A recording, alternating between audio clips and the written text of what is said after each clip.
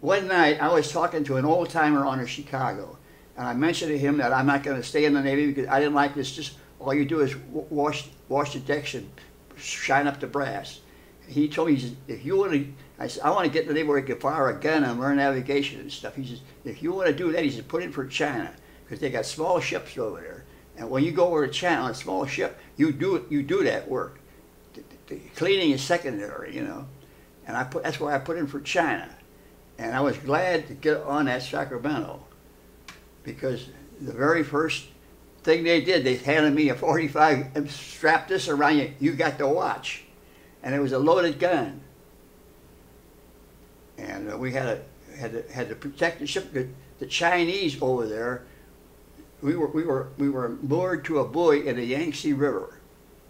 And these Chinese would come up in their little boats and rafts and try to get out our motorboat, which was tied up on the stern of the ship, and to steal the brass off of it, you know.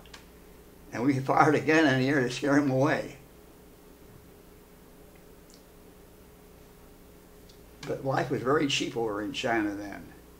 And it was good duty because we were getting about five Chinese dollars at that time for one American dollar. And you could buy a lot with a Chinese dollar then, too. In other words, a lot of men had apartments over there, and they had living with a Japanese woman, you know. And they go ashore every night and live like civilians, you know. And on the weekends, you had the whole weekend over there.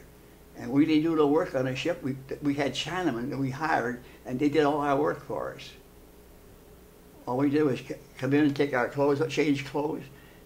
When we had to come back in the morning at 8 o'clock, change into our dungarees and hang around, and go and eat some breakfast and hang around and drink coffee till noon and go back ashore again. It was a wonderful life. And that's why the guys stayed out there. They kept renewing their enlistment for Asiatic duty because it was a good life for an enlisted man. And most of the officers that were attached to ships over there were like outcasts as far as the officers' corps was concerned, you know. They were guys that were married or something and getting along with their wives, and they were looked down upon by other officers. And when an officer fell out of line, he was sent to Asiatic duty. That was like a punishment for an officer. But for a enlisted man, it was wonderful duty.